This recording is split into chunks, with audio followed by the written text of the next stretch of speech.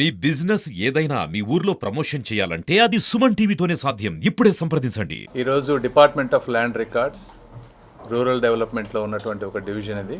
ఈ డివిజన్ ద్వారా కంట్రీలో ఉన్నటువంటి ల్యాండ్ రికార్డ్స్ అన్నిటినీ కూడా ఒకటి డిజిటైజ్ చేస్తూ ఉన్నారు ఎప్పటి నుంచో. అయితే ఈ మ్యాప్స్ అన్నీ కూడా 100 year బ్యాక్ రీసర్వే చేసినటువంటివి. ఈ 100 yearsలో తీసుకోలేదు కాబట్టి ఫ్రెష్గా చాలామందికి మారిపోయినాయి కాబట్టి ఇవన్నీ ఫ్రెష్గా రీసర్వే చేసి వీటన్నిటినీ రికార్డ్ ఆఫ్ రైట్స్ తోటి ఇంటిగ్రేట్ చేసి మొత్తం ఆన్లైన్ చేసే విధంగా సెంట్రల్ గవర్నమెంట్ తీసుకొచ్చిన పథకం ఉంది. అయితే దీనికి కావాల్సిన ఖర్చు అంతా కూడా సెంట్రల్ గవర్నమెంట్ భరిస్తుంది. ఎవరైతే ఫాస్ట్గా చేస్తారో వాళ్ళకి ఇన్సెంటివ్ ప్యాకేజ్ కూడా ఉంది. బోత్ రూరల్కిను అర్బన్లో పైలట్ ప్రోగ్రామ్ కింద చేస్తూ ఉన్నాం. ఈ కార్యక్రమం ముఖ్య ఉద్దేశం ఏంటంటే కొన్ని స్టేట్స్ ముఖ్యంగా ఆంధ్రప్రదేశ్, అదేవిధంగా వేరే 2 స్టేట్స్ గుజరాత్, వీళ్ళు కొంచెం అడ్వాన్స్డ్గా ఉండి బాగా చేస్తూ ఉన్నారు. మిగిలిన స్టేట్స్లో అంత ప్రోగ్రెస్ సరిగా లేదు. కాబట్టి వీళ్ళందరినీ తీసుకొచ్చి బెస్ట్ ప్రాక్టీసెస్ షేర్ చేసుకుంటే అన్ని స్టేట్స్లో కూడా డిజిటైజేషన్ ప్రాపర్గా అవుతుంది అనే ఉద్దేశంతో ఈ ప్రోగ్రాం ప్లాన్ చేశాం. అయితే నేను ఈ పార్లమెంట్ సభ్యుడిగా ఉన్నాను కాబట్టి ఒక నేషనల్ ప్రోగ్రాం గుంటూరులో తక్కువగా జరుగుతాయి కాబట్టి గుంటూరుకి ఇది ప్లాన్ చేస్తే మా ఆఫీసర్స్ అందరూ కూడా అగ్రీ చేసి దాదాపు 31 states, all union territories, survey of India ఇలా అందరూ కూడా ఈరోజు ఇక్కడికి వచ్చారు. ఏదైనప్పటికీ వాళ్ళందరూ ఇక్కడికి రావడం ఆనందంగా ఉంది. ఆంధ్రప్రదేశ్ సాధించినటువంటి ప్రగతిని కూడా వారందరూ విన్నారు వేరే స్టేట్స్ వాళ్ళు.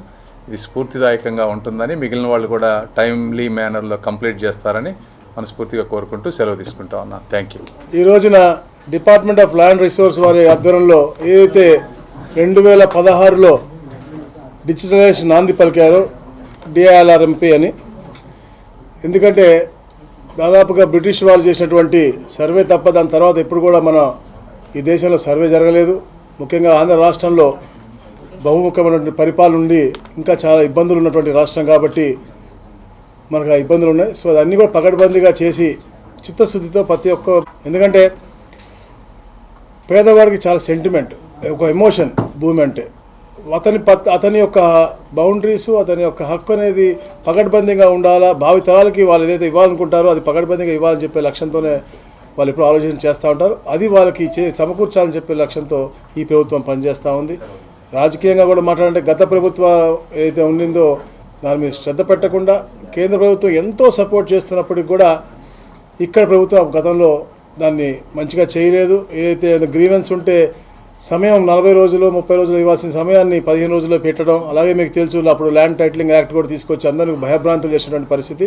అవన్నీ కూడా భయంతో పోయే దిశగా ప్రతి ఒక్క గ్రామంలో కూడా, ఎందుకంటే minister of state rural development communication మా పెమ్మసాని చంద్రశేఖర్ గారు అయిన తర్వాత వారి యొక్క సపోర్ట్ అక్కడ ఉండటం మాకు ఇక్కడ చాలా అండగా ఉన్నటువంటి పరిస్థితి. అందుకనే ప్రతి ఒక్క గ్రామంలో ఏదైతే 6688 గ్రామాల్లో వాళ్ళు అప్పుడు రీసర్వే పూర్తి చేశారో అన్నింటిలో కూడా గ్రామ సభలు పెట్టి ప్రతి ఒక్క గ్రీఫ్ అంటే దాదాపుగా 2,80,000 గ్రీఫ్ వచ్చినాయి.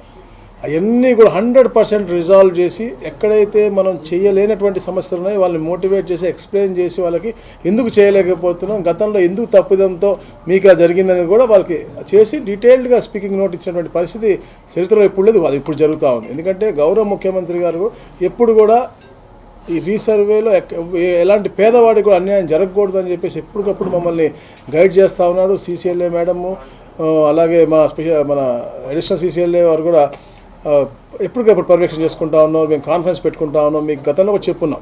ఎందుకంటే గతంలో తగిన తప్పిదాలు ఎక్కడ కూడా జరగకుండా ప్రతిదీ కూడా బ్లాక్స్ చేసుకుని 200-250 ఎకరాలకు మించకుండా ఒక బ్లాక్ చేసుకుని దానికి ముగ్గురు ఆఫీసర్లని ఒక టీమ్గా ఏర్పాటు చేసి పెట్టడం. అలాగే ఏదైతే రీసర్వే చేస్తూ ఉన్నారో ఆ రైతుకి కంపల్సరీగా కమ్యూనికేషన్ ఇచ్చి వాట్సాప్ గ్రూప్కి క్రియేట్ చేసి వాళ్ళు బయట ఊర్లలో ఉంటే వాళ్ళతో వీడియో కాల్స్ కూడా మాట్లాడి వాళ్ళ బౌండరీస్ డిమార్క్ చేసి అన్నీ కూడా చేయడంతో పాటు QR కోడ్తో వాళ్ళ పాస్బుక్ కూడా మీరు చెప్పే పాస్బుక్స్ అన్నీ కూడా జియో ట్యాగింగ్ చేసి అది QR కోడ్ కొడితే డైరెక్ట్గా ఫోన్ నుంచి వాళ్ళ భూమి మీదకి వెళ్ళిపోయే విధంగా వాళ్ళ బౌండరీస్ కూడా ఇచ్చే విధంగా నూతనమైన పాస్బుక్ కూడా మొన్ననే టెండర్ కూడా అయింది. ఎందుకంటే గత ప్రభుత్వం మీకు చెప్పాం, మళ్ళీ వాళ్ళు ఫోటోలు వేసుకున్నారు. నేను ఎప్పుడు చెప్తా ఉంటా, ఫోటోలు వేసుకుంటే మా అమ్మదో మా నాన్నదో మా తాతతో వేసుకోవాలి, మా భూమి ఇచ్చిన వాళ్ళు వేసుకుంటాం.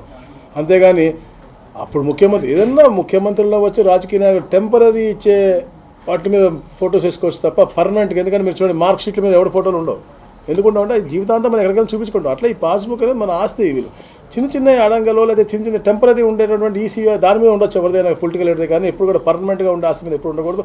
అయినా వాళ్ళకు ఉన్నటువంటి ఆ అబ్సెషన్, సర్వే రాళ్ల మీద 770 కోట్లు వేస్ట్ చేసి వాళ్ళ ఫోటోలు పెట్టుకోవడం ఇవన్నీ చేశారు. సో అవన్నీ చేయకుండా కేవలం ప్రజాహితం కోరే పరిపాలన కాబట్టి ఏదైతే గైడెన్స్ ఇస్తూ ఉన్నారో దాన్ని ఇదిగా చేస్తాం. అలాగే సెక్రటరీ గారు జోషి గారు అవ్వచ్చు, జాయింట్ సెక్రటరీ గారు అజిత్ గారు అవ్వచ్చు, వీళ్ళందరూ కూడా పూర్తి సపోర్ట్ చేస్తాను. ఆంధ్రప్రదేశ్కి ముఖ్యంగా మనకి ఇన్సెంటివ్స్ రావడం కానీ, లేకపోతే మనకి ఈ సర్వే కొంచెం గాడిలో పట్టడానికి ముఖ్య కారకులు మనకి పెమ్మసాని గారు, వారికి ప్రత్యేకంగా అభినందనలు తెలియజేసుకుంటా ఉన్నాను. అలాగే ఈరోజు ఇంత పెద్ద వర్క్షాప్, ఎందుకంటే చాలామంది ఎంతోమంది స్టేట్లో రెవెన్యూ మినిస్టర్స్ నాకు ఈ మధ్య కలిసినప్పుడు కూడా వాళ్ళు చెప్తాను మేము చేద్దాం అనుకున్నాం. ఎందుకంటే మాకు రాష్ట్రంలో అంటే ఎలా జరుగుతుంది దేశం వ్యాప్తంగా, మన రాష్ట్రంలో ఎలా చేస్తే బాగుంటుంది అనేది ఒక ఇంటరాక్టివ్ ప్రోగ్రామ్ ఇది. వర్క్షాప్ అనేది చాలా మంచిది, మేము ట్రై చేసాం. కానీ వ్యవసాయ గారి మూలంగా మీకు గుంటూరుకు వచ్చిందని చెప్పడం జరిగింది.